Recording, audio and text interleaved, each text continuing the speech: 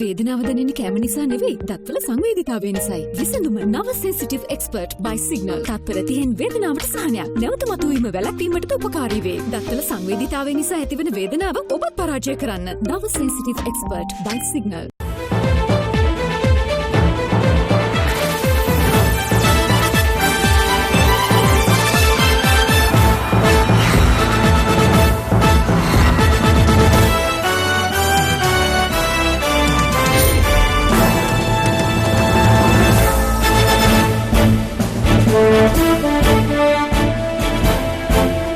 ආයුබෝවන් සියලු සමීක්ෂණ වාර්තා නැවත නැවතත් තහවුරු කරන ලංකාවේ අංක 1 ප්‍රවෘත්ති ප්‍රකාශය පැත්තගියත් ඇත්ත කියන හිරු ප්‍රවෘත්ති සමගින් මම මහේෂ් සේනාරත්න මම රුවනි කාකුමාරදාස ප්‍රථම අවධානය දවසේ ප්‍රධාන පුවත් සිරස්තල වෙත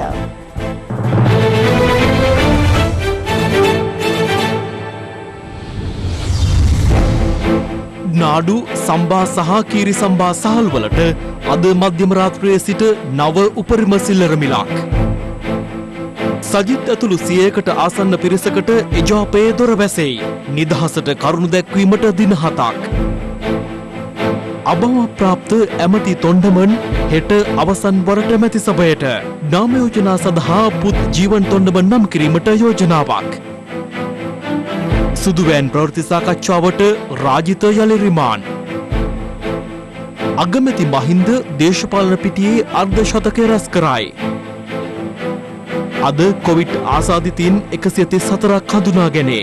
සියල්ල නිරෝධායන මධ්‍යස්ථාන වලින්.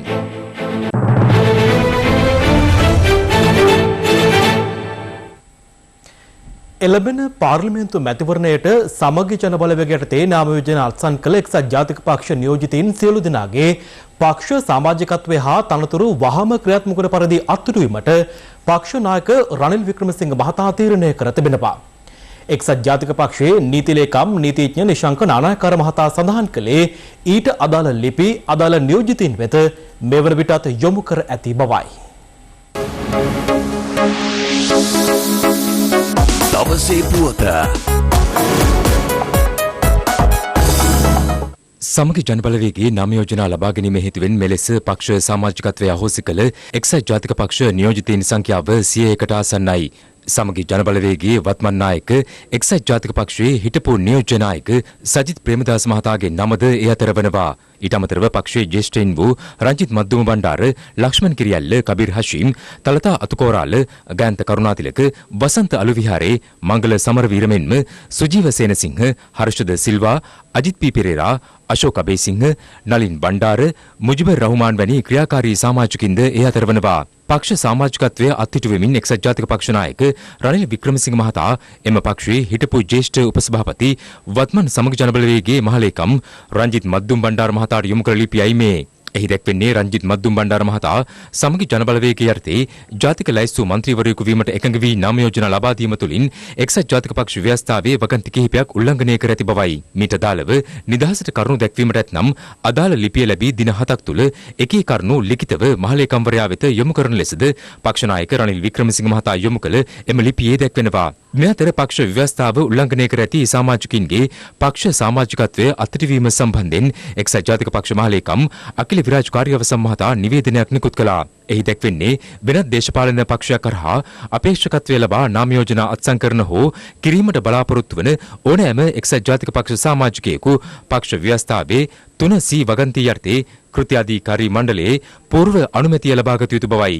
මතභේදයට තුඩු දී ඇති කිසිදු සමාජිකයෙකු ඉහත වගන්තිය අනුකූලව පූර්ව අනුමැතියක් ලිඛිතව ලබාගෙන නොමැති බව එහි සඳහන්. මේ වන විටත් වෙනත් දේශපාලන පක්ෂවල සමාජිකත්වය ලබා නාම යෝජනා අත්සන් කළ බොහෝ පිරිසක් එම තීරණය පිළිබඳ මේ වන විටත් පසුතැවිලි වන බවද පක්ෂ මහලේකම්වරයා සිය නිවේදනයෙන් පෙන්වා දෙනවා. අකිල විරාජ් කාර්යවසම් මහතා වැඩිදුරටත් පවසා ඇත්තේ පක්ෂ සමාජිකත්වය අහෝසි කිරීම සම්බන්ධයෙන් අදාළ සමාජිකින් ලිඛිතව සිදු කරනු ලබන අභියාචනා සියල්ල ඉදිරියේදී පැවැත්වෙන කෘත්‍යාධිකාරී මණ්ඩල රැස්වීමකදී සාකච්ඡා කර අවසන් තීරණයකට එළඹෙන බවයි. මේ අතර මීට පිළිතුරු දක්වමින් සමගි ජනබලවේගයේ මහලේකම් රංජිත් මද්දුම බණ්ඩාර මහතාද නිවේදනයක් නිකුත් කර තිබෙනවා. බංකොලොත් කල්ලියක ප්‍රචාරවලට නොරවටමීමෙන් නිකුත් කළ එම නිවේදනයේ දැක්වෙන්නේ ආණ්ඩුවට අභියෝගයක් වී ඇති සමගි ජනබලවේගයට පහර දීමේ ආණ්ඩුවේ කොන්ත්‍රාත්තුව මෙවන විට බෝට් ලෑල්ලකට පමණක් සීමා වී ඇති එක්සත් ජාතික පක්ෂ කල්ලිය විසින් බාරගෙන ඇති බවයි. එක්සත් ජාතික පක්ෂය නියෝජනය කළ මන්ත්‍රීවරු 80 දෙනෙක් සමගි ජනබලවේගය සමග එක්ව සිටින බවත් මන්ත්‍රීවරු පිරිසක් එක්සත් ජාතික පක්ෂය සමග එක්වීමට සාකච්ඡා පවත්වමින් සිටින බවට පළවන වාර්තා අසත්‍ය හා පදනම් විරහිත බවත් රංජිත් මද්දුම් බණ්ඩාර මහතා පෙන්වා දෙනවා. සමගි ජනබලවේගයේ පිරිසක් එජාපයට යනවාද එජාපයේ පිරිසක් සමගි ජනබලවේගයට එනවාද යන්න ඉතා නුදුරේදීම දැකගත හැකි බව සඳහන් කර ඇති මද්දුම් බණ්ඩාර මහතා සිය නිවේදනය අවසන් කර ඇත්තේ අතේ ඇඟිලි ගානක තරම් හෝ පාර්ලිමේන්තු නියෝජනයක් ලබා ගැනීමට අපහසු පක්ෂය පිළිබඳ අනුකම්පා කරන බව සඳහන් කරමින් මේ අතර සමගි ජනබලවේගයට එක් වූ නියෝජිතින්ගේ පක්ෂ සමාජිකත්වය අහෝසි කිරීම සම්බන්ධයෙන් අද පැවති ප්‍රවෘත්ති සාකච්ඡා කිහිපයකදී අදහස් පළ වුණා. මේ වෙලාවේ එක්සත් ජාතික පක්ෂය කරන්න ඕනේ විපක්ෂයේ සියලු දෙනාත් එක්කම එකතු වෙලා මේ ජනතා පීඩනයට පත් කරන වැඩපිළිවෙලට එරෙහිව කටයුතු කිරීම විනා මේ විපක්ෂයේ ඉන්න අනිත් മന്ത്രിවරුන්ව පීඩනය පත් කරන එක නෙමෙයි. අපේ ව්‍යවස්ථාව අනුව කෘත්‍යාධිකාරී මණ්ඩලයේ තීන්දුව තමයි අපි ක්‍රියාත්මක කරේ. ඒකට විරුද්ධව ක්‍රියාත්මක කරලා තියෙනවා අකිල විරාජ් කාර්යවසම් මැතිතුමා සහ රවි කරුණාගේ මැතිතුමා සහ රනිල් වික්‍රම මැතිතුමා. එතුමාලට විරුද්ධව විනය ක්‍රියාමාර්ග ගන්න පුළුවන් අපිට. හැබැයි අපි ගන්නෙ නැහැ. මොකද අපි විනය ක්‍රියාමාර්ගේ බාර දෙන්නේ ජනතාවට. දවසේ පුවත ඇල්කොහොල් අඩංගු හෑන්ඩ් සැනිටයිසර් භාවිත කරන්න. ලෙඩ රෝග ඇති කරන විෂ බීජවලට එරෙහිව සටන් කරන්න. හඳුන්වා දීමේ මිල රුපියල් 350යි. සහල් සඳහා උපරිම සිල්ලර මිලක් නියම කරමින් අද මධ්‍යම රාත්‍රියේ ගැසට් නිවේදනයක් නිකුත් කිරීමට නියමිත බව පාරිභෝගික සේවා අධිකාරිය පවසනවා. ඒ අනුව නාඩු, සම්බා සහ කීරි සම්බා යන සහල් වර්ග සඳහා උපරිම සිල්ලර මිලක් නියම වනු ඇති. සහල් සඳහා පාලන මිලක් හඳුන්වා දීමත් සමග වෙළඳ පොලේ සහල් හිඟයක් පවතින බවට චෝදනා නැගුණේ සම්බා සහ නාඩු වැනි ඇතැම් සහල් වර්ග වෙළඳ පොලේ හිඟවීමත් සමගයි. ඊට හේතු ලෙස ඇතැම් මහා පරිමාණ මෝල් හිමියන් සඳහන් කළේ රජයේ පාලන මිලට එම සහල් වර්ග ලබා දීමෙන් තමන්ට පාඩු සිදුවන බැවින් ඒවා නිෂ්පාදනයට යොමු නොවූ බවයි. මේ අතර පාලන මිල යටතේ සහල් ලබා දීමට තමන් සූදානම් බව පොළොන්නරුවේ සුළු හා මධ්‍ය පරිමාණ වී මෝල් හිමියන් පිරිසක් අද සඳහන් කළා. සහල් මාපියව නැතිකරන්න හාල් නිෂ්පාදනය කරන්න පුළුවන්. හෙට අනිද්ද වෙනකොට හාල් හිගයක් ඇත්තෙම නැහැ. රුපියල් 88ට අපිට ලබා දෙන්න පුළුවන්. අද රාත්‍රියේ වෙනකොට ලොරි දෙක තුනක් පිටත් කරන්න පුළුවන්. කෙසේ වෙතත් මර්දගහමුල සහල් ව්‍යාපාරිකින් චෝදනා කළේ මහා පරිමාණ මෝල් හිමියන්ට ලැබෙන සහන තමන්ට නොලැබීම හේතුවෙන් තම කර්මාන්තය කඩා වැටී ඇති බවයි. ලංකාවටම හාල් දුන්නේ මර්දගහමුලේ. ඒ පොඩි මෝල් ටික ඔක්කොම වහලා දැන් මේ ලොකු මෝල් තුන තමයි රජ කරන්නේ. පොළොන්නරුවට එන්න දෙන්නේ නැහැ. එන හැම රජයක්ම කරුවේ ලොකු මෝල් වලට මිලියන ගණන් ට්‍රිලියන ගණන් ලෝන් දෙනවා. පොඩි මෝල් වලට ලෝනුත් නැහැ මොකුත් නැහැ. ඒව එකින් එක වැහි යනවා. ඉස්සර කිව්වේ මඩ සෝදාගත් කල ගොවියා රජකමට දුදු. දැන් මඩ සෝදාගත්තම වෙන්නේ හිඟා කන්න යනවා. මේ අතර සීමා සහිතව හෝ ලබා දීමට තරම් ප්‍රමාණවත් සහල් තොග තමන් සතු බව ලංකා සතොස ආයතනය පවසනවා. අද වෙනකොට ලංකා සතොස ගබඩා වලට නාඩු සහල් මෙට්‍රික් ටොන් 400ක් ලැබිලා තියෙනවා. මම ඊටාත්ම වගකීමෙන් කියන්නේ කීරි සම්බා ඇති වෙන්න තියෙනවා, කැකුළු හාල් ඇති වෙන්න තියෙනවා. ඒ නිසා කලබල වෙන්න හේතුවක් නැහැ. කිලෝ 5කට වැඩිය අපි ලබා දෙන්නේ නැහැ. පාලන මිලෙන් ඔබට අපි යන්නේ නැහැ. මේ අතර පාරිභෝගික සේවාධිකාරිය අද මධ්‍යම රාත්‍රියේ නිකුත් කිරීමට නියමිත ගැසට් නිවේදනයට අනුව නාඩු කිලෝග්‍රෑමයක උපරිම සිල්ලර මිල රුපියල් 96ක් වන අතර සම්බා කිලෝග්‍රෑමයක් සඳහා උපරිම මිල නියම කර ඇත්තේ රුපියල් 98ක් ලෙසයි. කීරි සම්බා කිලෝග්‍රෑමයක උපරිම සිල්ලර මිල රුපියල් 125ක්. හෘදයාබාධයක් වැළඳී ඊයේ අභාවප්‍රාප්ත වූ ලංකා කම්කරු කොංග්‍රසයේ නායක අමාත්‍ය ආරුමුගම් තොණ්ඩමන් මහතාගේ දේහය බත්තරමුල්ලේ පිහිටි ඒ මහතාගේ නිවසට රැගෙන තිබෙනවා. දේහය හෙට පෙරවරු 10ට පාර්ලිමේන්තු සංකීර්ණයට රැගෙන යාමට නියමිතයි. දේහ පිළිබඳ අවසන් කටයුතු ලබන 31 වනදා නෝවුඩ් ක්‍රීඩාංගණයේදී රාජ්‍ය අනුග්‍රහය සහිතව සිදු කිරීමට සැලසුම් කර තිබෙනවා. මෙරට කඳුරට දේශපාලන භූමියේ ප්‍රතාපවත් යෝධයෙකු වූ සෞම්‍ය මූර්ති තොණ්ඩමන් මහතාගේ මුණපුරක වන අරුමුගම තොණ්ඩමන් මහතා මෙරට දේශපාලනයේ අත්පොත් තබන්නේ 1994 පාර්ලිමේන්තු මැතිවරණය ජය ගනිමින් එතෙන් පටන් කඳුකර දේශපාලන පොරපිටියේ සිය අනසක පතුරවන තොණ්ඩමන් මහතා මේ යනතෙක් අකණ්ඩව පාර්ලිමේන්තුව නියෝජනය කළා. ජනාධිපති ගෝඨාභය රාජපක්ෂ මහතාගේ නායකත්වයෙන් පිහිට වූ නව ආණ්ඩුවේ ඔහුට හිමිව තිබුණේ ප්‍රජා සවිබල ගැන්වීම සහ වතු යටිතල පහසුකම් සංවර්ධන කැබිනට් අමාත්‍ය ධුරයයි. ඔහු ඊයේ පසුරවේ මෙරට නව ඉන්දිය මහ කොමසාරිස් ගෝපාල් බහග්ලේ මහතා හමු අතර ඊයේ සවස අග්‍රාමාත්‍ය මහින්ද රාජපක්ෂ මහතාද මුණ ගැසී තිබෙනවා.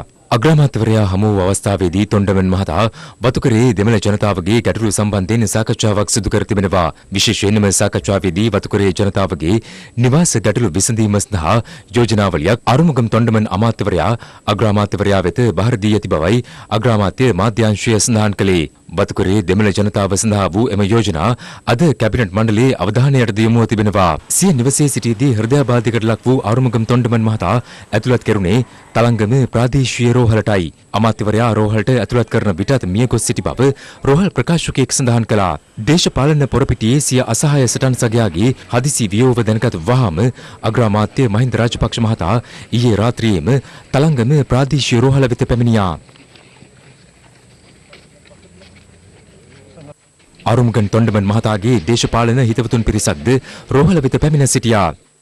පෞද්ගලික විද්‍යෙක් වශයෙන් විශාල මට ආමාර 6 වෙනකන් නාට්‍යක හිටියේ. ඉඳලා තමයි මෙහා ඔහුගේ බලාපොරොත්තු දුනා සේවකීන්ට රුපියල් 10 ලබා දීමේ තීන්දුව කරා. ඒ පිළිබඳව ජනාධිපතිතුමාත් කතා කරන් වතුකරේ අයද ඊට හොඳ අවස්ථාවකදී අවංක දේශපාලනයක්. ඒ අඩුව කරවන්න බැරි නේ සර්. වතුකරේ ජනතාවට තිබුණ එකම නායකත්වය තමයි ගරු තොණ්ඩමන් ඇමතිතුමා අවසාන මොහොතේ එතුමා සටන් කරේ 10 වැටුප පිළිබඳ අභාප්‍රාප්ත තොණ්ඩමන් මහතාගේ දේහය රෝහලේ සිට රැගෙන එනු ලැබුවේ කොළඹ පෞද්ගලික මල් ශාලාවක් වෙතයි. අද පෙරවරුවේ දේහය බත්තරමුල්ලේ පිහිටි එමහතාගේ නිවස වෙත රැගෙන අතර අද දවස පුරා මහජන ගෞරවය සඳහා දේහය එහි තැන්පත් කර තිබුණා.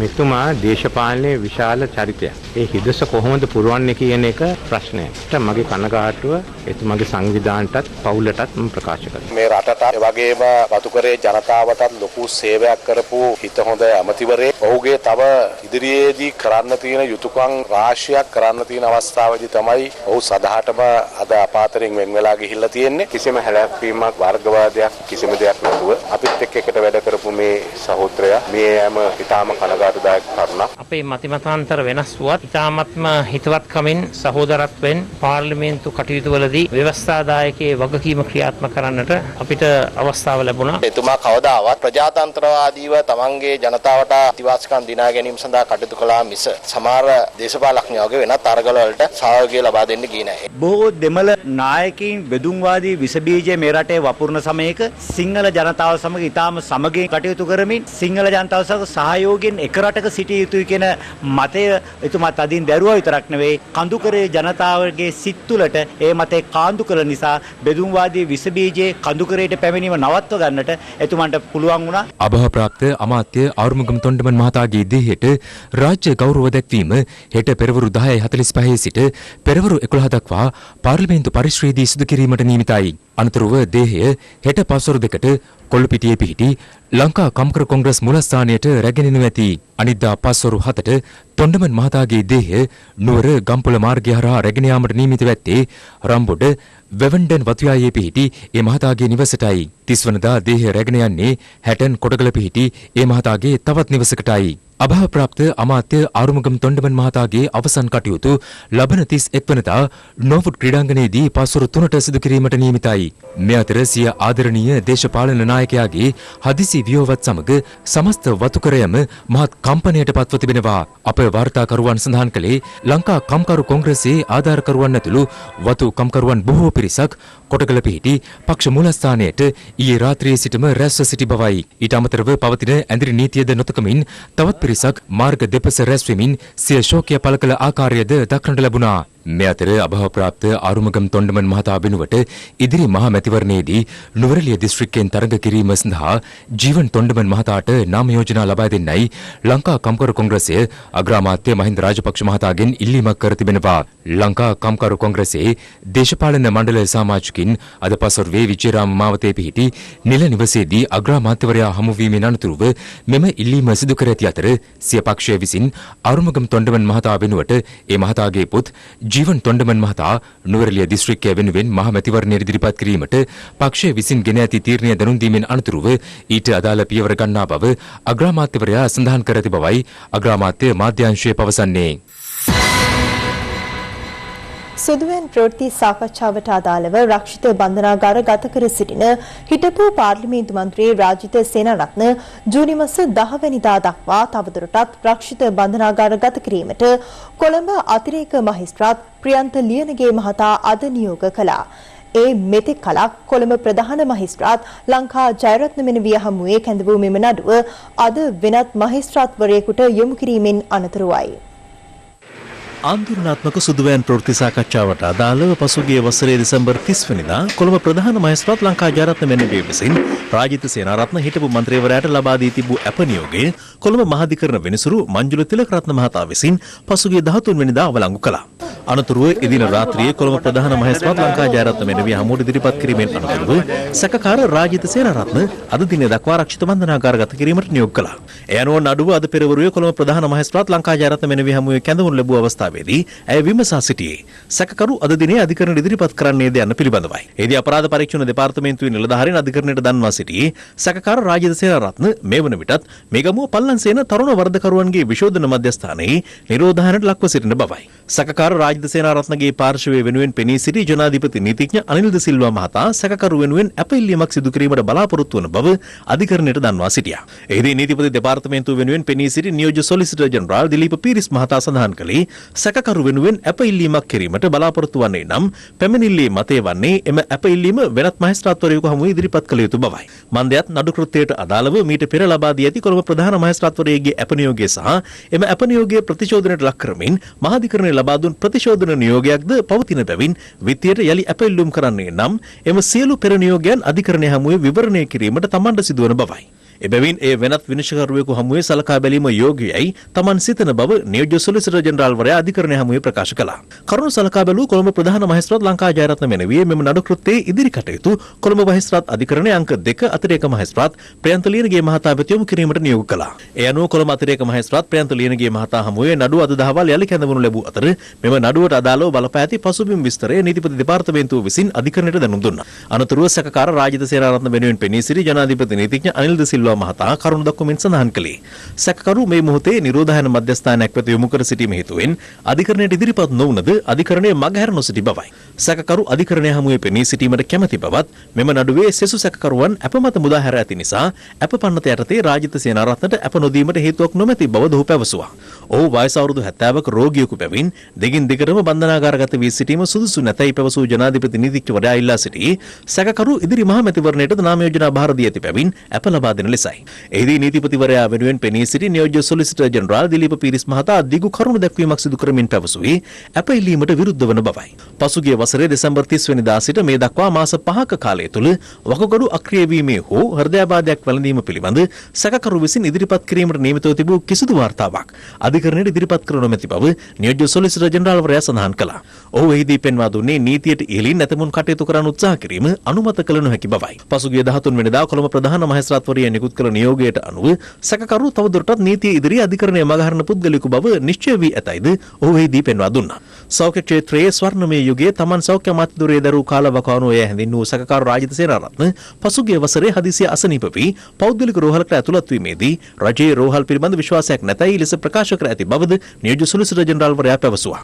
නියෝජ්‍ය සොලිසිටර් ජෙනරාල්වරයා පෙන්වා දුන්නේ රාජිත සේනාරත්නගේ රෝගී තත්ත්වයන් සම්බන්ධයෙන් කිසිදු වාර්තාවක් අධිකරණයට ඉදිරිපත් නොකිරීම හරහා නාරායන්පිට පිහිටි අදාළ පෞද්ගලික රෝහල නිරෝගීව සිටි අයෙක් ව්‍යාජ රෝගියෙකු ලෙස පෙන්වා සිටීමට උත්සාහගත් බව පෙනී යන බවයි. එම නිසා මේ මොහොතේ සැකකරුට අප ලබා නොදීම සුදුසුයයි නියෝජ්‍ය සොලිසිටර් ජෙනරාල් දිලීප පීරිස් මහතා අතිරේක මහේස්ත්‍රාත්වරයාට දන්වා සිටියා. දෙපාර්ශවයේ ඉදිරිපත් කළ කරුණු පිළිබඳ සලකා බැලීමට කාලය අවශ්‍ය බව පැවසූ කොළඹ අතිරේක මහේස්ත්‍රාත් ප්‍රියන්ත ලියනගේ මහතා පැවසුවේ මෙම නඩුව ජූනි මාස 10 වෙනිදා යලි කැඳවන බවයි. ඒ අනුව සැකකාර රාජිත සේනාරත්න ජූනි 10 වෙනිදා දක්වා තවදුරටත් රක්ෂිත බන්ධනාගාරගත කෙරුණා. හිටපු පාර්ලිමේන්තු මන්ත්‍රී රාජිත සේනාරත්න සම්බන්ධයෙන් ශ්‍රී ලංකා නිදහස් පොදු ජන සංධානයේ කැඳවා තිබූ ප්‍රවෘත්ති සාකච්ඡාවකදී අදහස් පළ වුණා. යම් අයෙක් මිනීමැරීමේ අපරාධ නඩුවකට හසු කරන්න චේතනාවෙන් පුරු සාක්ෂි ඉදිරිපත් කළා නම් එය අපේ දන්න නීති සංග්‍රහයේ බරපතලම වරදක්. දැන් ඒ බඳු වරදක් ගැන පොලිසිය උසාවියට වාර්තා කිරීම වරදක්. මම මේ රාජිත මහතා ගැන කියන්නේ. අනේ අපේ සජිත් ප්‍රේමදාස මහතා කියනවා ජනමාධ්‍ය සාකච්ඡාව තිබ්බයි කියලා අපි ඔය ඉරේ දැම්මා. කොච්චර ලදරු අමාරු ප්‍රකාශයක් දී කර තිබෙනවා. ඒ වගේම තමන්ට විරුද්ධව තියෙන සාක්ෂි වසන් කිරීමත් දණ්ඩ නීති සංග්‍රහයේ ප්‍රබලම වරදක්. තමන් නෙමෙයි වාහනේ ලෙව්වේ. ඒ අනතුරු සිදු වෙන වෙලාවේ තමන්ගේ රියදුරාය වාහනේ ලෙව්වේ. ඒ චම්පික රණවකගේ ප්‍රකාශය. ඒ රියදුරු කියනවා මම මේ වෙලාවේ වාහනේ ලෙව්වේ නැහැ. චම්පික මහතා ඒ අනුව කර තිබෙන ප්‍රකාශය අමූලික බොරුවක්. ඉතින් මේ ගැන අපි උසාවියට වාර්තා නොකළ යුතුද? මේක දේශපාලන පරිගැනීමක්. අවසාන වශයෙන් අපිට කියන්න තියෙන්නේ අපරාධකාරයින්ට දේශපාලනඥයන් වීමේ කරුණ උඩ ඒ අපරාධ වලින් වසන් වෙන්න බෑ. ඉදිරිපෑ 24 තුල බස්නාහිර දකුණ සහ සබරගමු පළාත්වල ඇතැම් ස්ථානවලට මිලිමීටර් 151ක්ම වූ තදවැසි ඇතිවිය හැකි බව කලගුණ විද්‍යා දෙපාර්තමේන්තුව අනතුරු අඟවනවා. මේ අතර වාරිමාර්ග දෙපාර්තමේන්තුව දැනුම් දෙන්නේ ප්‍රධාන ගංගා පහක ගම් වතුර නිම්යන්ගේ පදිංචි ජනතාව හදිසි ගම් වතුර තත්ත්වයක් පිළිබඳ අවධානයෙන් පසුවන ලෙසයි.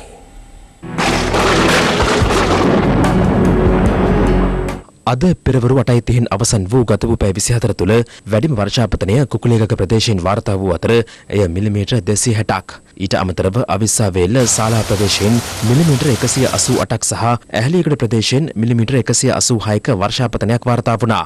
මේ තත්ත්වයට ප්‍රධානම හේතුව තියෙන්නේ දිවයින අවට පහළ වායුගෝලයේ තියෙන කැළඹෙන ස්වභාවය. තවදුරටත් දිවයින හරහා තියෙන මේ වර්ෂාපතනයේ නිත්‍ය කොටසේ අපි අපේක්ෂා කරනවා ඉදිරි දින කිහිපය තුළ අඩු වැඩි වෙමින් පවතී කියන එක තමයි කියන්න ඕනේ. මධ්‍යම කඳුකරේ බටහිර බෑවුම් පැත්ත, කෑගල්ල, රත්නපුර, කළුතර, ගාල්ල, මාතර සහ නුවරඑළිය වගේ දිස්ත්‍රික්කවල සාමාන්‍ය සමහර ස්ථානවලට මිලිමීටර් 200 ඉක්මන වර්ෂාපතනත් සමහර තැන්වලට මිලිමීටර් 150 වගේ තැන් තිබෙන්න හැකියාවකුත් තියෙනවා. මේ අතර මන්නාරම සිට ගාල්ල හරහා පොතුවිල් දක්වා වන මුහුදු ප්‍රදේශ විටින් විට රළු විය හැකි බවත් මුහුදු රළ මීටර් 2.5 දක්වා ඉහළ යාමේ හැකියාවක් පවතින බවත් කලගුණ විද්‍යා දෙපාර්තමේන්තුව අනතුරු අඟවනවා. එම දෙපාර්තමේන්තුව ඉල්ලා සිටින්නේ දීවර සහ නාවික ප්‍රජාව මේ සම්බන්ධයෙන් අවධානයෙන් කටයුතු කරන ලෙසයි.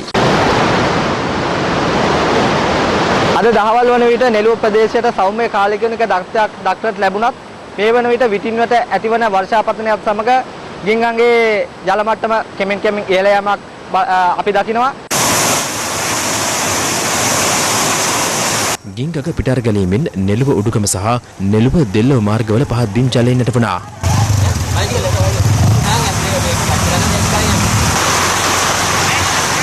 කැලණිගගේ ඉහළ ජල පෝෂක ප්‍රදේශවලට ඇදහැරුණු වර්ෂාව හේතුවෙන් හංවැල්ල ප්‍රදේශයෙන් ජල මට්ටම ඉහළ ගොස් තිබුණා.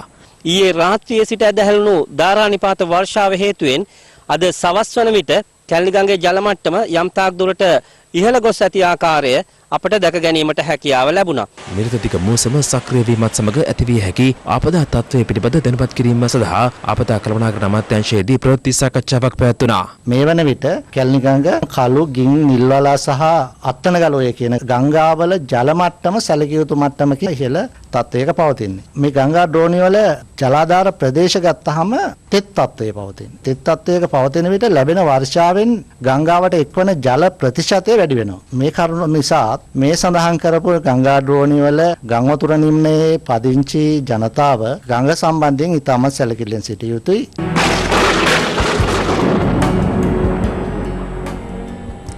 මහමැතිවරණයේ පැවැත්වෙන දිනය සහ පාර්ලිමේන්තුව විසිරුවා හැරීමේ ගැසට් නිවේදනය බල රහිත කරන ලෙසට ඉල්ලා ගොනු කර ඇති මූලික අයිතිවාසිකම් පෙත්සම් සලකා බැලීම හෙට දක්වා කල් තැබීමට ශ්‍රේෂ්ඨාධිකරණයේදී තීරණය කළා.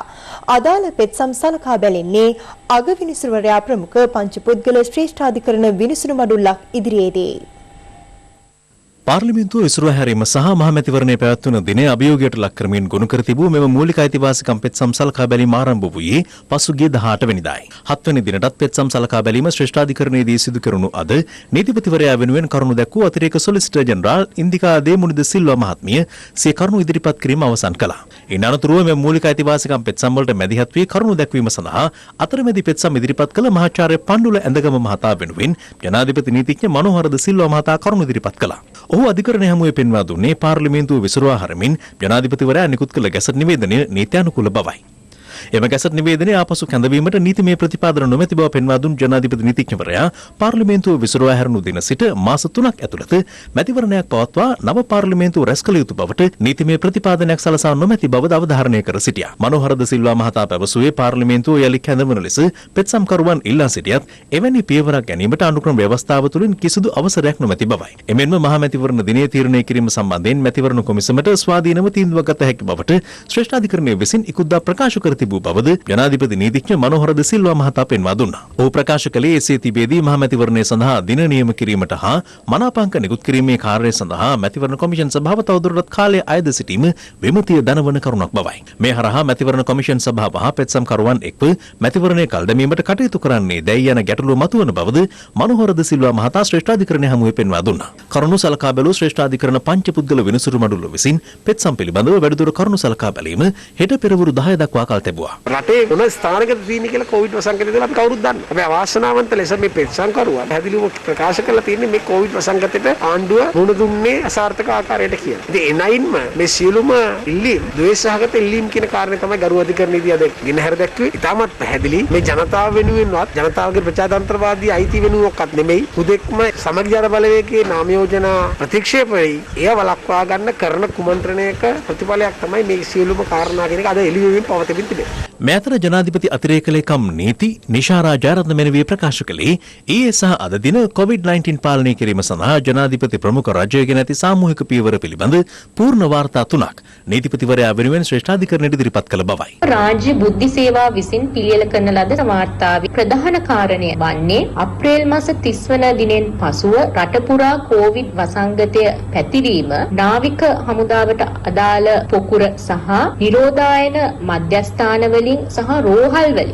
බැහැරව කිසිදු කොවිඩ් ආසාදිතයෙකු වාර්තා වී නොමැති බවයි. සෞඛ්‍ය සේවා අධ්‍යක්ෂ ජනරාල් වෛද්‍ය අනිල් ජාසිංහ මහතා විසින් ජනාධිපති ලේකම්වරයා වෙත යොමු කරන ලද ලිපිය මෙම COVID-19 වසංගත රෝගී තත්ත්වය ශ්‍රී ලංකාව තුළ සාර්ථකව පාලනය කර ඇති බවත් ඒ අනුව සෞඛ්‍ය වෛද්‍ය නිර්දේශයන් හා සමාජ දුරස්ථභාවය රැකගනිමින් ඡන්දය පැවැත්වීමට අදාළ මාර්ගෝපදේශයන් ලබා දිය හැකි බවත් ඡන්දය පැවැත්වීමට අදාළ ඉදිරි ක්‍රියාවලිය සිදු කිරීමට කිසිදු බාධාවක් නොමැති බවට එම ලිපියෙන් වැඩිදුරටත් සඳහන් කර තිබෙනවා. ඉහත සඳහන් කරන ලද සියලුම වාර්තාවලින් පෙනී යන කාරණය වන්නේ රටේ COVID-19 වසංගත තත්ත්වය මර්ධනය වී පාලනය වී ඇති බවත් මහා මැතිවරණයක් පැවැත්වීමට කිසිදු අවහිරයක් හෝ බාධාවක් නොමැති බවයි.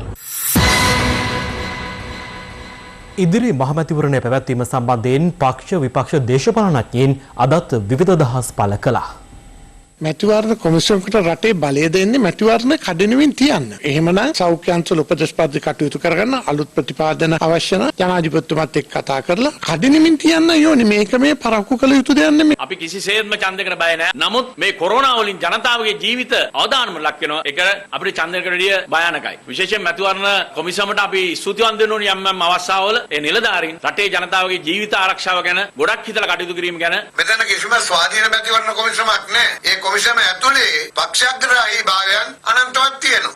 කවුරුද කුමන පක්ෂයටද කියලා කියන්න ඕමනා නැහැ. එක දෙයයි අපි කියන්නේ. සර්වජන ඡන්ද බලය, ජනතා පරමාධිපත්‍ය දිගටම කල්දම තමයි ඉන්න බෑ. ඒකට අපි විරුද්ධ බව අපි මැතිවරණ කොමිසමට ඉතා තදින්ම කිව යුතුයි. ඇත්තම ජනාධිපතිතුමාට කරන්න තියෙන ජූනි 2කට කලින් දවසක් පාර්ලිමේන්තුව තියලා ආයෙත් නිවේදනයක් නිකුත් කරලා පාර්ලිමේන්තුව විසිරහැරලා දිනයක් නිම කරන්න. දැන් ඔබතුමාලා හිතනවද ඔබතුමාලාගේ ඒ සම්පූර්ණ කණ්ඩායම එකතු කරගන්න පුළුවන් කියලා? ඒව අදාළ නැහැ. කතානායක තීරණය කරයි පාර්ලිමේන්තුව තුල ඇතිවිය යුතු තත්ත්වය. ඒක බාධ්‍යයටයි තියන්නේ නැහැ. දැන් ඔබතුමා පාර්ලිමේන්තුව මේ කඳවන්නේ කියන. ඒතකොට ඔබතුමාලාගේ ඝනපූර්ණේ කීයක් පෙන්වන්න පුළුවන්ද කියලා අපිට පොඩ්ඩක් කියන්න. ඒව අවශ්‍ය නැහැ. ඒව කැඳවපු වෙලාවට පෙන්නයි. මුල සිටම විපක්ෂයේ ඌමනාව බවට පත් උනේ COVID-19 වසංගතයේ මේ රජයේ අසාර්ථකත්වයට පත් වෙලා රට ඇතුලේ මිනීකඳු ගොඩ ගැහිලා රජයට පාලනය කරගන්න බැරි මට්ටමට මේ වසංගතය ඇවිල්ලා මහමැතිවරණය කල් ගිහිල්ලා පරණ පාර්ලිමේන්තුව යලි කැඳවගෙන දේශපාලන න්‍යාය පත්‍රය ක්‍රියාත්මක කිරීම තමයි. මම පොඩි වීඩියෝ එකකින් පටන් ගන්න ඈ. රුපියල් 3000ක් වටිනා ආහාර මල්ලක් දෙන්නයි මෙතුමා එන්නේ. වියලි ආහාර මල්ල හාල් පරිප්පු හාල් මැස්සු කරවල ලුණු වියලි මිරිස් සීනි. මාසයකට එක ගෑස් සිලින්ඩරයක් සඳහා රුපියල් 100ක සහනයක් දෙනවා. රූපවාහිනී යන්ත්‍රයක් ගෑස් ලිපක් සහ රයිස් කුකරයක් 125 කඩු මිලට දෙනවා. දුරකථන බිලට ගහන බදු වලින් 150 කඩු කරනවා. අවුරුද්දකට පාසල් නිලැඳු කට්ටල එකයි සෑම දරුවෙකුටම සමබල පෝෂ්‍යදායී ආහාර වේලක් නොමිල දෙනවා. දැන් මම මේ අහන්න කැමතියි දැන් මේකෙන් ලැබිච්ච ඒවා ටික මොනවද කියලා. රටේ මූල්‍ය ගනුදෙනුවක් සිදු වෙනවා පාර්ලිමේන්තුවක් නැතුව. ඉතින් පාර්ලිමේන්තුවක් ඇදුවන එක තමයි හොඳම. ඒකට දැනගන්න තියෙන හොඳම ක්‍රමය තමයි පාර්ලිමේන්තුව පත් කළා විපක්ෂ නායක බවට පත් වෙලා කෝප් කොමිටියට විපක්ෂයේ මන්ත්‍රීව පත් වෙලා රජයේ ඕන නිලධාරියෙක් ගෙන්නලා ඒවා ප්‍රශ්න කරන්න පුළුවන්. එහෙම නැත්නම් පාර්ලිමේන්තුවක් ඇදවන්න ඕනේ නෑ. නායකත්වය නොපසුබස්නා උත්සාහය මෙන්ම දේශපාලන දිවියේ අත්දැකීම් රැසකින් හෙබී අග්‍ර අමාත්‍ය මහින්ද රාජපක්ෂ මහතාගේ පාර්ලිමේන්තු දිවියට අදට වසර 50ක් සපිරෙනවා. සිය අඩසිය වසක පාර්ලිමේන්තු දිවිය පුරා වත්මන් අගමැතිතුමන් ප්‍රදර්ශනය කළේ විශිෂ්ට දේශපාලඥයෙකු තුළ පමණක් නොව උතුම් මිනිසෙකු තුළද පැවතිය යුතු ගුණාංගයි. මේ අගමැතිතුමන්ගේ ඒ විශිෂ්ටත්වය වෙනුවෙන් කෙරෙන ප්‍රණාම සටහනක්. 1945 නොවැම්බර් 18 වෙනිදා මැදමුරණේදී උපත ලබන මහින්ද රාජපක්ෂ මහතාට දේශපාලන පරිසරයේ කුඩා කල පටන්ම නොමදව ලැබුණා. එලෙස හැදී වැඩෙන මහින්ද රාජපක්ෂ තරුණයා බෙලියත් ආසනයෙන් මහමැතිවරණයට මුල්වරට තරඟ කරන්නේ 1970 වසරේදී.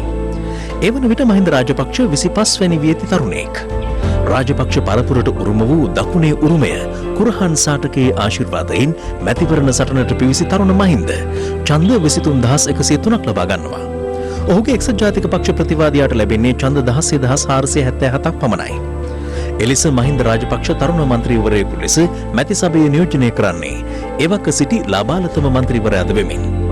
7 වෙනි පාර්ලිමේන්තුවෙන් එලෙස පන්නරය ලබා ගන්නා මහින්ද රාජපක්ෂට 1977 දී සිය බෙලියත් මන්ත්‍රී අසුන අහිමි වනවා. නමුත් ඔහු ඒ වන විට ජය පරාජයේ වෙනස අවබෝධ කරගෙන හමාරයි.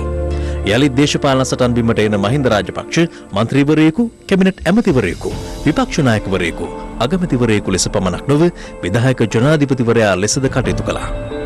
සිය අඩසිය වසක දේශපාලන ජීවිතය තුළ ඔහු රටට දිනා දුන් දේ බොහෝයි.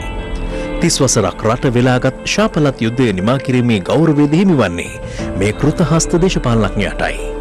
එතෙන් පටන් රට සංවර්ධන යුද්ධය ආරම්භ වූ එතුමන් මෙරටට අධිවේගී මාර්ග සංකල්පයද හඳුන්වා දුන්නා.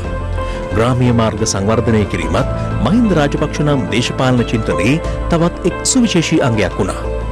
මහින්ද චින්තනය සහ මහින්ද චින්තන ඉදිරි දැක්ම හරහා ලක්මව සංවර්ධනයේ පේවරින් පේවර ඉදිරියට තැබුවේ එතුමන්ගේ සංවර්ධන උපාය මාර්ග ඔස්සේ. එක්සත් ජාතීන්ගේ සමුළුව මව්බසින් නමතමින් ලෝකයට ශ්‍රී ලාංකේය ගුණ සුවඳ විහිදුවාලු මේ අසහාය නායකයා තරුණ නිපුණතා දිනය ජගත් සංවිධානයට යෝජනා කරමින් ලෝපුරා තරුණ පරපුරට නව අධිෂ්ඨානයක් උදා කර දුන්නා. ජනතා මෙහෙවරේ අභියෝග උරමත දරමින් දේශපාලනයේ හරසුන් විවේචන සහ අපහාස මද සිනාවෙන් ඉවසන මේ ජනතා සේවකයා රටේ සමස්ත දරු පරපුරටම පියකු බව නොරහසක්.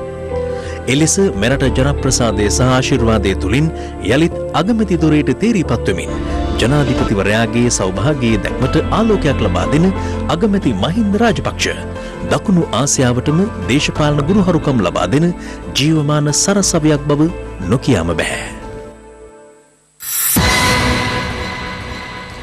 රාජ්‍ය බුද්ධි සේවය සහ පොලිස් විශේෂ කාර්යාංශය වෙන වෙනම කටයුතු කළ නිසා බස්නාහිර පළාත් බුද්ධි කොට්ටාශය වෙත පාස්කු ප්‍රහාරය සම්බන්ධයෙන් නිසි තොරතුරක් වාර්තා නොවූ බව පාස්කු ප්‍රහාරය සම්බන්ධයෙන් සොයා බලන ජනාධිපති කොමිසම හමුවේ අනාවරණ වුණා. ඒ බස්නාහිර පළාත් බුද්ධි කොට්ටාශයේ එවක වැඩබලන අධ්‍යක්ෂවරයා ලෙස කටයුතු කළ සහකාර පොලිස් අධිකාරී BII ප්‍රසන්න මහතා සාක්ෂි ලබා දුන් අවස්ථාවේදී කෙසේ වෙතත් ඔහු වැඩිදුරටත් සඳහන් කළේ එම සියලු අංශ එක්ව කටයුතු කළේ නම් ප්‍රහාරය පිළිබඳ තොරතුරු රැසක් අනාවරණ කර ගැනීමට හැකියාව තිබූ බවයි. සහකාර පොලිස් අධිකාරී BII ප්‍රසන්න මහතා කොමිසම හමුවේ ප්‍රකාශ කර සිටියේ ප්‍රහාරයක් සම්බන්ධයෙන් 2019 වසරේ අප්‍රේල් 11 බස්නාහිර පළාතේ බුද්ධි කොට්ටාසයට කිසිදු තොරතුරක් නොලැබුණු බවයි. 2016 වසරේ පාර්ලිමේන්තුවේ හිටපු අමාත්‍යවරයෙකු වන විජේදාස රාජපක්ෂ මහතා මුස්ලිම් අන්තවාදයේ සම්බන්ධයෙන් කළ ප්‍රකාශය පිළිබඳ තමන් දැනුවත් යන්න කොමිසම එහිදී ප්‍රශ්න කළා. එවැනි ප්‍රකාශයක් සම්බන්ධයෙන් තමන්ට මතකයක් ඇති බව පැවසූ සාක්ෂිකරු ප්‍රකාශ කළේ ඒ අනුව අදාළ ප්‍රකාශය සම්බන්ධයෙන් අවධානය යොමු කළ බවයි. ඒ අනුව 2016 2016 වසරේ අලුත්ගම දර්ගා නගරයේ ඇති වූ සිද්ධියෙන් පසු අබ්දුල් අමීද් නැමැති පුද්ගලයා සිය Facebook ගිණුම හරහා පළ කර තිබූ ඉස්ලාමීය අඳුරු අසිපත කොළඹ අහසේ ලෙල දෙනවා. මීට ශ්‍රී ලාංකික ISIS සමාජික යන සටහන අනුව ඔහුව අත්අඩංගුවට ගත් බවයි. එහිදී කොමිසම විමසුවේ ඔබේ ජ්‍යෙෂ්ඨ නිලධාරීන් මේ පිළිබඳ දැනුවත් කළේද යන්නයි. සහකාර පොලිස් අධිකාරිවරයා පැවසුවේ එවක ජ්‍යෙෂ්ඨ නියෝජ්‍ය පොලිස්පති දුරේ දැරූ පූජිත් ජයසුන්දර මහතාව මේ සම්බන්ධයෙන් දැනුවත් කළ බවයි. එවක ශ්‍රී ලාංකිකයෙකු IS ත්‍රස්ත සංවිධානයට සම්බන්ධ වී විදේශයකදී මියගිය බවට තමන් දැනුවත් දැයි කොමිසම එහිදී සාක්ෂිකරුගෙන් ප්‍රශ්න කර සිටියා. තමන් මේ පිළිබඳ දැනුවත් බවත් ඔහු ගලේවෙල ප්‍රදේශයේ පුද්ගලයෙකු වන අතර ඊශ්‍රායලයේදී මියගිය බවට තොරතුරු ලැබුණු බවත් ඔහු එහිදී සඳහන් කළා. සහකාර පොලිස් අධිකාරිවරයා එහිදී වැඩිදුරටත් පැවසුවේ අදාළ වකවානුව තුළ IS සංවිධානය මෙරට තහනම් සංවිධානයක් නොවූ අතර එම සංවිධානයට සම්බන්ධ 100 දෙනෙකු මෙරට රැඳී සිටි බවට තමා දැනුවත්ව සිටි බවයි. ඒ සම්බන්ධයෙන් රාජ්‍ය බුද්ධ්‍යංශ වැඩිදුර පරීක්ෂණ ක්‍රියාත්මක කළ බවත් ජාතික ආරක්ෂාවට ඉස්ලාම් අන්තවාදීන්ගෙන් අවධානමක් ඇති වී හැකි බවට සාකච්ඡාවක් පැවති බවත් සාක්ෂිකරු කොමිසම හමුවේ වැඩිදුරටත් සඳහන් කළා. මෙවැනි ආගමික අන්තවාදීන් සම්බන්ධයෙන් තොරතුරු විවිධ අංශවලට නොලැබීමට හේතුව කුමක්දයි කොමිසම එහිදී විමසුවා. බුද්ධ්‍යංශ යටතේ අන්තවාදීන් සහ ත්‍රස්තවාදීන් පිළිබඳ සෙවීම සඳහා පුහුණු නිලධාරීන් සහ පහසුකම් දෙපාර්තමේන්තුව තුළ තිබුණත් බස්නාහිර බුද්ධි කොට්ටාසයට එවන් පහසුකමක් නොතිබූ බව සාක්ෂිකරු සඳහන් කළා. ඒ හේතුවෙන් තමන්ට ඉහළ අංශවලින් කිසිදු ආකාරයක තොරතුරු හුවමාරුවක් සිදු නොවූ බවයි සාක්ෂිකරු වැඩිදුරටත් සඳහන් කළේ. එලෙස තොරතුරු නොදුන්නේ කවුරුන්දැයි කොමිසම විමසුවා. රාජ්‍ය බුද්ධි සේවයේ සහ පොලිස් විශේෂ කාර්යාංශය එලෙස තොරතුරු නොදුන් බවත් එම අංශ දෙක තනිතනිව ගමනක් ගිය නිසා පාස්කු ප්‍රහාරය පිළිබඳ තොරතුරු තම අංශය වෙත නොලැබුණු බවත් සාක්ෂිකරු කොමිසම හමුවේ අනාවරණ කළා. කෙසේ වෙතත් පාස්කු ප්‍රහාරයෙන් පසු මෙම සියලු අංශ එක්ව කටයුතු කළ නිසා කෙටි කාලයකදී සැකකරුවන් රැසක් අත්අඩංගුවට ගැනීමට හැකියාව ලැබුණු බව සහකාර පොලිස් අධිකාරී BII ප්‍රසන්න මහතා කොමිසම හමුවේ වැඩිදුරටත් සඳහන් කළා. මෙරට COVID-19 ආසාදනයේ වී සුවය ලැබූ සංඛ්‍යාව 732 දක්වා ඉහළ ගොස් තිබෙනවා. ඒ අද පෙරවරු 10න් අවසන් වූ පැය 24 තුළ තවත් 20 දෙනෙකු සුවය ලබා රෝහල් වලින් පිටව යාමත් සමගයි.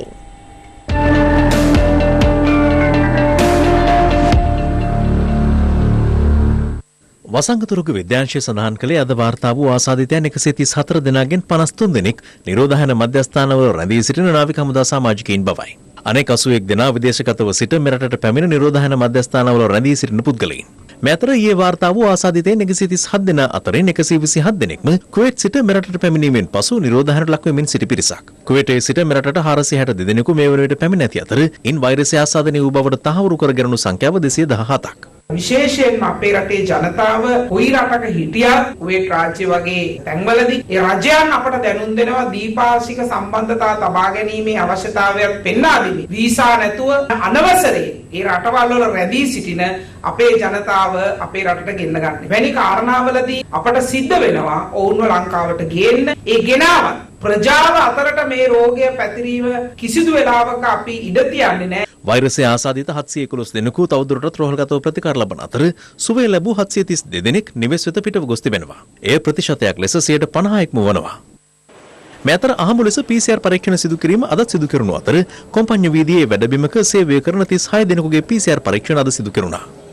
අද දිනේදී සිදු කරන PCR පරීක්ෂණ 36ක් අපි ජයවර්ධනපුර ඩෙන්ගු පරීක්ෂණ ආයතනයට යවලා PCR පරීක්ෂණ කිරීමටයි බලාපොරොත්තු වෙන්නේ. මේ අතර කටාර් රාජ්‍යයේ රැඳී සිටි ශ්‍රී ලාංකිකයන් 268 දෙනෙකු රැගත් ශ්‍රී ලංකන් විශේෂ ගුවන් යානයක් අදාළවීම 5:45ට කටුනායක ගුවන්තොටුපළ වෙත පැමිණියා.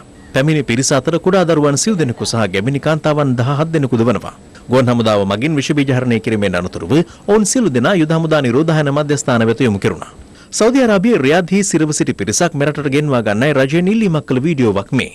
මාස දෙකමාරක් අපි දැන් මේ ආයතනයට ඇවිල්ලා ඔබතුමාගෙන් කාර්මිකව ඉල්ලා සිටින්නේ අපව ඇති ඉක්මනින් ලංකාවට ගෙන්න ගන්න කියලා තමයි. මේ අතර දකුණු අප්‍රිකාවේ මණ්ඩේනි නගරයේ සිටව සිටින පුද්ගලයෙකු Taman මෙරටට ගෙන්වා ගන්නා ලෙස රජයෙන් ඉල්ලීමක් කරනවා. මෙහි සිටින මහා කොමසාරිස් කාර්යාලයට දැනුම් දුන්න අවස්ථාවේදී එතුමිය කියා සිටියේ ලිස්ට් එකට දාලා තියෙන්නේ සල්ලි ලැහැත්ති කරගන්න ටිකට් එකට කියලා. ජනතුමනි හරියට ආහාර සපයා ගැනීමටවත් මුදල් නැති අවස්ථාවේදී එපමණ ලොකු මුදලක් සපයා ගැනීමට මාහට අපහසුයි. කන්නේ peer සහ අමු කෙසෙල් ගෙඩි. මොකද ජීවත් වෙන්න ආසාව තියෙන නිසා. මේ මෙරට රැඳී සිටින ඔහුගේ පවුලේ ඥාතීන් පළ කළ අදහස්. අපි ආසයි තාත්තව දකින්න. තාත්තව ගෙනත් දෙනවා නම් ඔබතුමාට ගොඩක් පින් ජනාධිපතිතුමනි.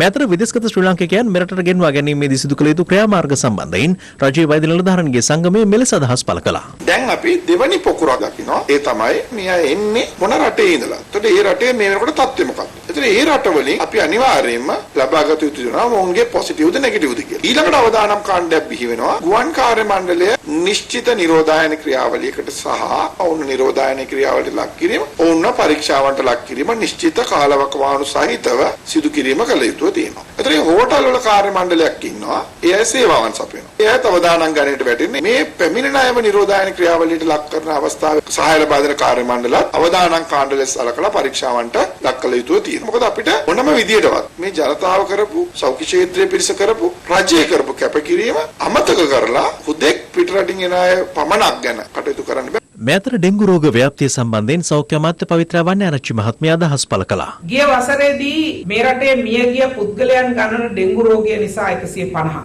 මේ අවුරුද්දේ මේ වන විට ඩෙංගු රෝගය නිසා 20 දෙනෙකු පමණ මිය ගොස් තිබේ. අපි ඊටම වගකීමකින් මේ රෝගය පැතිරීම වැළැක්වීම සඳහා කටයුතු කරගෙන යනවා.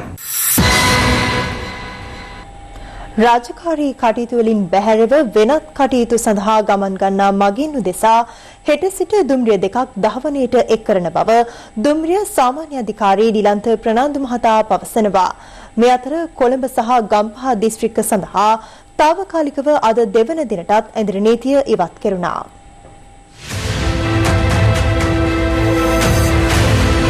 ලංකා ගමනාගමන මණ්ඩලය පිටකොටුව ළංගම ප්‍රධාන බස් නැවතුම වෙත අදත් වැඩි බස් රථ සංඛ්‍යාවක් යොදවා තිබූ අතර එහි එතරම් කාර්යබහුල ස්වභාවයක් දක්නට ලැබුණේ නැහැ. රාජකාරී කටයුතු සඳහා කොළඹට පැමිණෙන ජනතාව වෙනුවෙන් අද පෙරවරුවේ කාර්යාල දුම්රිය 29ක් සහ නගරාන්තර දුම්රිය 2ක් යොදවා තිබුණා. මේ දුම්රිය මගින්ගේ උෂ්ණත්වය පරීක්ෂා කිරීමේ කටයුතු කොටුව දුම්රිය ස්ථානයේදී සිදු වූ ආකාරයයි. මගින්ගේ යම්කිසි අඩුවක් අපිට පේනවා ඒ පැවති අයහපත් කාලගුණ තත්ත්වය හේතුවෙන්. හෙට දින අප නුවර සිට බදුල්ල දක්වාත් බදුල්ල සිට නුවර දක්වාත් නව දුම්රියක් ආරම්භ කරනවා සාමාන්‍ය මගී ජනතාව වෙනුවෙන්. එම දුම්රිය ගමන් කිරීම සඳහා නියමිත සෞඛ්‍ය ආරක්ෂණ ක්‍රමවේදයන් අනුගමනය කිරීමෙන් පසු අදාළ දුම්රිය භාවිතා කරන ලෙස මහ ජනතාවගේ ඉල්ලා සිටිනවා. මේ අතර COVID-19 වෛරස් තත්ත්වයත් සමග මෙරටට පැමිණ සිටි දකුණු කොරියාවේ සේවය නියුතු ශ්‍රමිකයන් 160 දෙනෙකු මත්තල මහින්ද රාජපක්ෂ ගුවන්තොටුපළින් අද අලුයම යලි එරට බලා පිටත්ව ගියා. ඒ මියන්මාර ගුවන් සේවයට අයත් ගුවන් යානයකින් විදේශ සේවා නියුක්තිකාරංශයේ මඟ පෙන්වීම යටතේ සංචාරක ආයතනයක් මගින් මියන්මාර යානය මෙම ගුවන් ගමන සඳහා එක් කර ගැනීමට කටයුතු කර තිබුණා.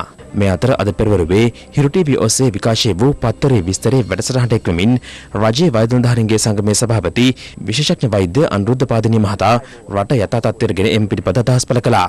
දැන් කතා බහක් ඇති වෙලා තියෙනවා. විදේශ රටවල් වලින් එන ශ්‍රමිකයන් ශිෂ්‍යයන් මේ පිරිසගේ කොවිඩ් ව්‍යාප්තිය පිළිබඳ කොහොමද අපි අවධානය මේ සඳහා යොමු වෙලා තියෙන්නේ? අපි නව යථා තත්ත්වයකට යන්නේ. මාර්තු 11ට කලින් රෝගීන් හිටියේ නැහැ. මහ ජනතාව මේ රට විවෘත කිරීම කියන එකෙන් බලාපොරොත්තු වෙන්න සුදුසු නැහැ. ඒ මාර්තු 11 තත්ත්වයට අපි යන්නේ කියලා. මොකද මේ ගෝලීය වසංගතයක් නිසා රට තුළට රෝගීන් ඒම අපි අවම කරගන්නත් රට තුළේ ව්‍යාප්තිය අවම කරගන්නත් අපි නව යථා තත්ත්වයක් අපි ක්‍රමවේදයන් පිළිපදින්නා වූ ආරක්ෂා සහිතව ජීවත් වීමක් තමයි කවදා හෝ මේකට එන්නතක් ලබා ගන්නත් එක් කළ යුත්තේ.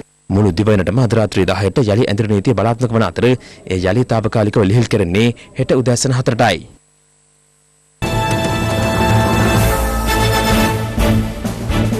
ඓතිහාසික දෙවනගල පුදුබිමේ සීමා ලකුණු කිරීමේදී තමන්ට මරණ තර්ජන එල්ල වූ බව පුරාවිද්‍යා නිලධාරීන් පවසනවා. පුදුබිමවට ඉඩම් ආක්‍රමණය පිළිබඳ හිරු CIA කළ අනාවරණයෙන් පසු එම පුදුබිම වෙත පැමිණි රාජ්‍ය නිලධාරීන් එම තර්ජනය පිළිබඳව පළමු වරට කරුණු හෙළි කළා.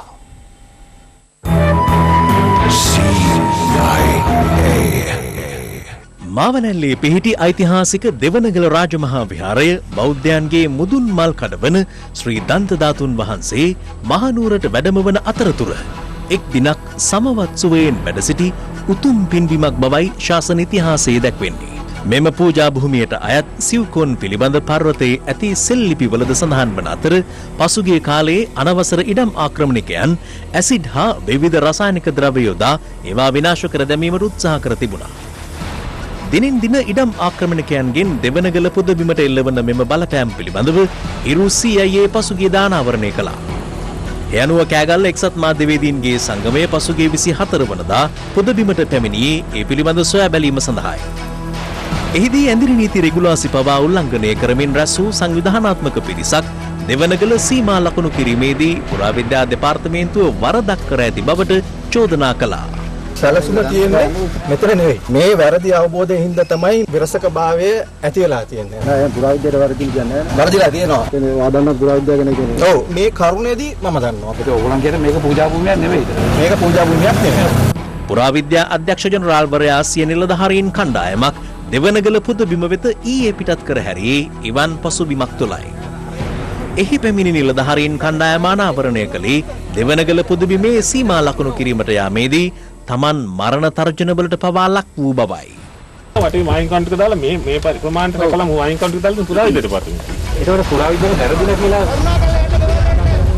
පුරාවිද්‍යාවට වැරදිලා නෙවෙයි. ටැක්සි ළඟට මැනලා නැහැ. අනිත් දුන්නේ. එතන ගැටලුවක්. නමුත් අදපත් මේ මැනුම නැවතිලා. මේක පූජා භූමියක් නෙවෙයි කියලා තමයි ඒගොල්ලෝ තර්කය කියන්නේ. පූජා භූමියක් නෙවෙයි කියන්නේ මේක කියන මේ ඔබතුමාලා උඩට නැගලා බලන්නකෝ ඒක. අපි අඳුරගෙන තියෙන මේ පුරාවිද්‍යා දෙපාර්තමේන්තුවට අයත් ආරක්ෂිත ස්මාරකයක්. මෙතන කියවෙන කාරණාවක් තමයි පුරාවිද්‍යා දෙපාර්තමේන්තුවේ වැරදිලා කියලා. එහෙම වැරදිමක් වෙලා නෑ. ගැටලුවක් ආවේ වයින් කණු දාගෙන ගියා. අවසාන ගණ්ඩම තීරණයක් නැතුව ගෙඩි අපේ අර මුණ ස්මාරක ටික බේර ගන්න කෙනෙක්. තවත් මිනිස්සු උඩට එනවනේ ගලට. ඒන එක නවත්ත ගන්න ඊට ගලයි පසයි කියන සීමාව දුන්නා.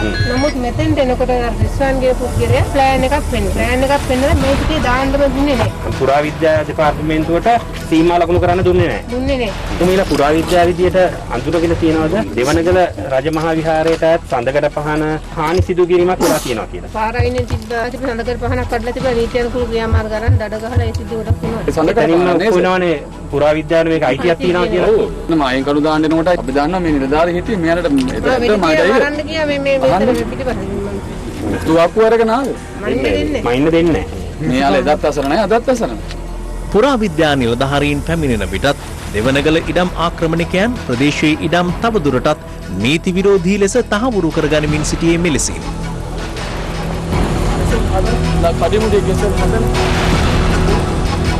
මෙරට පූජා භූමි සතු ඓතිහාසික වටිනාකමකින් යුතු ඉඩකඩම් ආක්‍රමණිකයන්ගේ ග්‍රහණයට හසු වූයේ වරක් දෙවරක් නොවේ. ඒ හරහා වෙනසී යන්නේ මිලකල නොහැකි අපේ ජාතික උරුමයයි. දෙවනගලට සිදුව ඇති මේ වරද නිවැරදි කරන තෙක් ඉරු CIA අවදි නැත විමසිල්ලෙන්.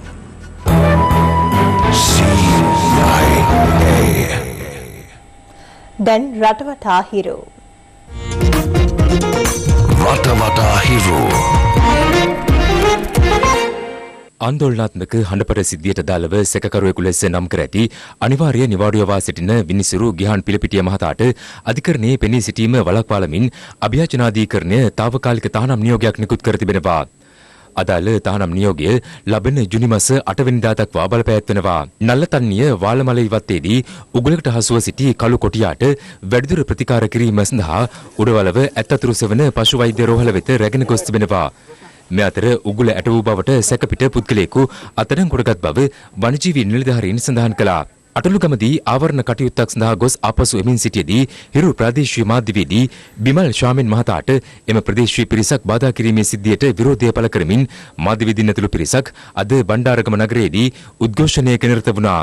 හාලියල ප්‍රදේශයේ මාර්ගයේ අයිනේ සිටි පුද්ගලයෙකු සතුව තිබූ ජංගම දුරකථනයක් කිසියම් අයෙකු පැහැරගෙන යන ආකාරය ආරක්ෂක කැමරාවක මෙලෙස සටහන්ව තිබුණා. මාතර මාලිම්බඩ ප්‍රදේශයේදී හෙරොයින් ග්‍රෑම් 50ක් සහ ගංජා මෝටර රථයකින් ප්‍රවාහනය කරමින් සිටියේදී පෙමුතුන් යුවලක් අත්අඩංගුවටගෙන තිබෙනවා.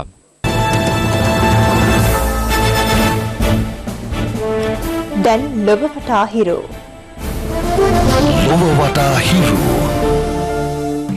COVID-19 ශීඝ්‍ර ව්‍යාප්තිය පාලනයට ඉන්දියාවට දැඩි සංචරණ සීමා පැනවීමත් සමග එරට බිහාර්හි දුම්රිය ස්ථානයක කුසකින්නේ මියගිය ශ්‍රමික කාන්තාවක් අවදි කිරීමට වයස අවුරුදු 2ක ඇගේ කුඩා දරුවා උත්සාහ දරන අයුරු දැක්වෙන සංවේදී දර්ශන පෙළක් ඉන්දියා මාධ්‍ය මෙලෙස වාර්තා කර තිබුණා. ලොව වටා හිරු.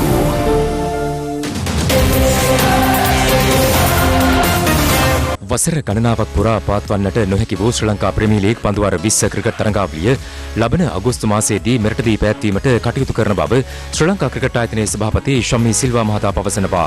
ඔහු මේ බව අනාවරණ කළේ ශ්‍රී ලංකා ක්‍රිකට් ආයතනය විසින් ක්‍රීඩක ක්‍රීඩිකාවන්ගේ කොවිඩ් පරීක්ෂණයන් සිදු කිරීම සඳහා රුපියල් මිලියන 15ක් වටිනා PCR යන්ත්‍රයක් සහ සෞඛ්‍ය උපකරණ ක්‍රීඩා වෛද්‍ය ආයතනය වෙත පරිත්‍යාග කිරීමෙන් අනතුරුව මාධ්‍ය වෙත අදහස් පළ කරමින් SLPL එක නම් අපි පටන් ගන්න අගෝස්තු වල IPL එකේ තාම ඒගොල්ලන් බලාගෙන ඉන්නවා ඕස්ට්‍රේලියාවේ T20 එක පෝස්ට්පෝන් වෙයි කියලා. ඉතින් තාම ඒක මේ වුණේ නැහැ. කොහොමද ක්‍රිකට් ක්‍රීඩාව දැන් ආරම්භ කරන්නේ? අපේ පරණ කැලෙන්ඩර් එක හැටියට දැන් ඒගොල්ලන් ඒක නෙගොෂিয়েට් කරගෙන යනවා. ඉන්දියා තාම අපිට කියලා ඉන්නේ නැහැ කියලා. අපිට හුඟක් ඉන්ක්වයරිස් තියෙනවා වෙන රටවල් වල ගහන ක්‍රීඩා තරඟ ලංකාවේ පවත්වන්න කියලා. පසුගිය සති කිහිපය පුරාවටම මතභේදයට තුඩු දුන් වියගම ඉදිකිරීමට සැලසුම් කර තිබූ ජාත්‍යන්තර ක්‍රිකට් ක්‍රීඩාංගණය සම්බන්ධයෙන්ද මෙහිදී ක්‍රිකට් සභාපතිවරයාගෙන් මාධ්‍යවේදීන් ප්‍රශ්න කර සිටියා. කෙතරම් පටන් ගන්නකොට ඔය වගේ ප්‍රශ්න තිබ්බා. ඊටත් වැඩි ලොකුවට තිබ්බා සූර්ය වැව එක ගැන. දැන් මේවා අපිට දායාදයක් ඇත්තටම. තාම අපිට ඉඩම හම්බෙලාවක් අත් මේක ආණ්ඩුවටයි ඉඩමක්. ඒ ඉඩම අපිට හම්බුණාට පස්සේ තමයි අපි ඊළඟ තීරණය ගන්න. ඒක හම්බුණා ක්‍රීඩාංගණයට කරන්න බලාපොරොත්තු. දරු අගමැතිතුමා කිව්වා දරු දලස් සමතුමාට මේක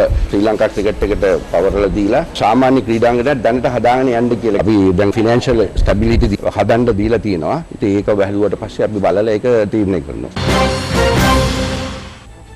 මේ සූදානම සමුගෙන යන්නට පැත්තනගත් ඇත දැනගැනීමේ අයිතිය තවදුරටත් තහවුරු කරගන්න තිරේ දිස්සන පරිදි ඔබගේ ජංගම දුරකථන ජාලයට අනුව හිරු SMS ප්‍රවෘත්ති සේවාව සක්‍රිය කරගන්න. අපගේ ඊළඟ ප්‍රවෘත්ති ප්‍රකාශය හෙට මධ්‍යහන 11:55ට. සුබ රාත්‍රියක්.